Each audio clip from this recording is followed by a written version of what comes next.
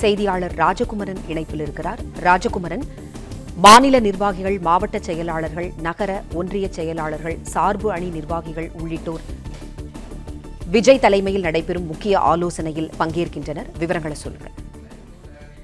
இன்னும் 2 மாதங்களில் தமிழகத்தில் சட்டப்பேரவை தேர்தல் நடைபெற உள்ள நிலையிலே முக்கியமான ஒரு செயல் வீரர்கள் கூட்டத்தில் தமிழக வெற்றிக் கழக தலைவர் விஜய் பங்கேற்றிருக்கின்றார். அந்த கட்சியினுடைய பொதுச் செயலாளர்கள் முதல் ஒன்றிய செயலாளர்கள் வரை இந்த கூட்டத்தில் பங்கு பெற்றிருக்கின்றார்கள். கிட்டத்தட்ட 2000க்கும் மேற்பட்ட செயல் வீரர் கூட்டத்தினுடைய நிர்வாகிகள் பங்கேற்றிருக்கக்கூடிய வகையிலே இது சென்னையை அடுத்த மாமல்லபுரத்தில் நடைபெறுகின்றது. தமிழக வெற்றிக் கழக தலைவர் விஜய் தற்பொழுது வருகை தந்திருக்கின்றார். தாவேக நிர்வாகிகள் மிகவும் உற்சாகத்தோடு இந்த கூட்டத்தை எதிர்நோக்கி இருக்கின்றார்கள். ஏனென்றால் சட்டப்பேரவை தேர்தலுக்கு முன்பாக நடைபெறக்கூடிய மிக முக்கியமான செயல் வீரர்கள் கூட்டமாக இது அமைந்திருக்கின்றது. தமிழக வெற்றிக் கழகத்தை பொறுத்தவரை விஜய் தான் முதலமைச்சர் வேட்பாளர் என்பதை தொடர்ந்து முன்னிறுத்தி வருகின்றார்கள். அதே நேரம் தாவேக வேறு ஏதேனும் கூட்டணியில் இடம்பெறுமா, கடைசி நேர அரசியல் திருப்பங்கள் ஏதேனும் தமிழக அரசியல் களத்தில் இருக்குமா என்பது ஒரு முக்கியமான கேள்வியாக முன்வைக்கப்பட்டு வருகின்றது. விஜய் தொடர்ந்து எங்களோடு கூட்டணிக்கு வரக்கூடியவர்கள் வரலாம் என்கின்ற ஒரு கருத்தை சொல்லி வருகின்றார். அதாவது தன்னை முதலமைச்சர் வேட்பாளராக ஏற்றுக்கொண்டவர்கள் தான் கூட்டணிக்கு வரலாம் என்பதை தமிழக வெற்றிக் கழகத்தினுடைய தலைமை தொடர்ந்து வலியுறுத்தி வருகின்றது. என்றாலும் கடைசி நேரத்திலே தாவேக வேறு ஏதேனும் ஒரு கூட்டணியில் இடம்பெறுவதற்கான ஒரு வாய்ப்பும் அமையலாம் என்று தமிழக அரசியல் களத்தில் ஒரு பார்வை முன்வைக்கப்பட்டு வருவதால் தான் இன்றைய கூட்டம் மிகுந்த முக்கியத்துவம் கொண்ட ஒன்றாக தமிழக வெற்றிக் கழகத்தினரால் பார்க்கப்படுகின்றது. அது மட்டுமல்லாமல் தாவேகாவினுடைய மாநில நிர்வாகிகளும் சொல்லும் பொழுது கூட கிட்டத்தட்ட ஒரு 37 நாட்களுக்கு பிறகு அரசியல் நிகழ்விலே விஜய் பங்கேற்கக்கூடிய சூழலில் இன்று சில முக்கியமான அரசியல் கருத்துக்களை தாவேக தலைவர் விஜய் பேசப் போகின்றார் என்று சொல்லி இருக்கின்றார்கள்.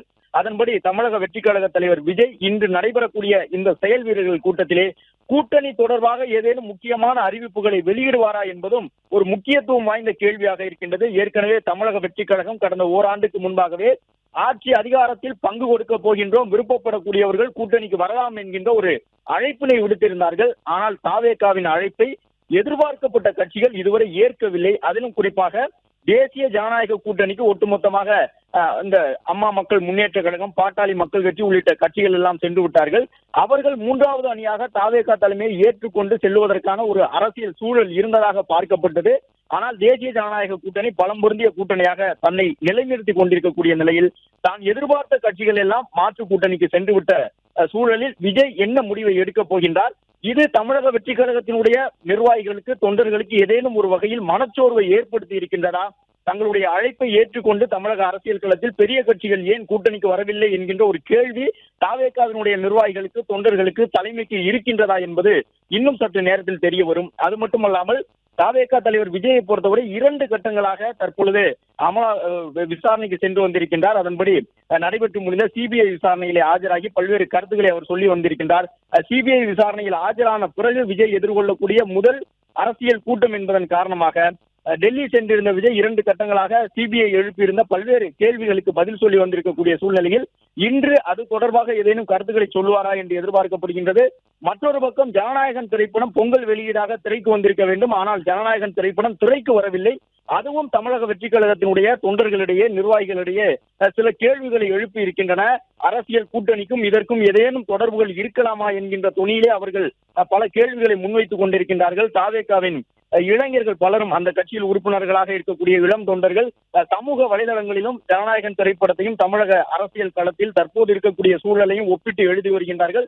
எனவே ஒரு பக்கம் சிபிஐ விசாரணை, கரூர் கூட்ட நெரிசல் சம்பவம், மறுபக்கம் ஜனநாயகன் திரைப்படம் இதுவரை திரைக்கு வர முடியாத வகையிலே தணிக்கை சான்றிதழ் விவகாரம் பேசுபொருளாகி இருப்பது நீதிமன்றத்திலே விவாதத்திற்கு உள்ளாகி இருக்கின்றது.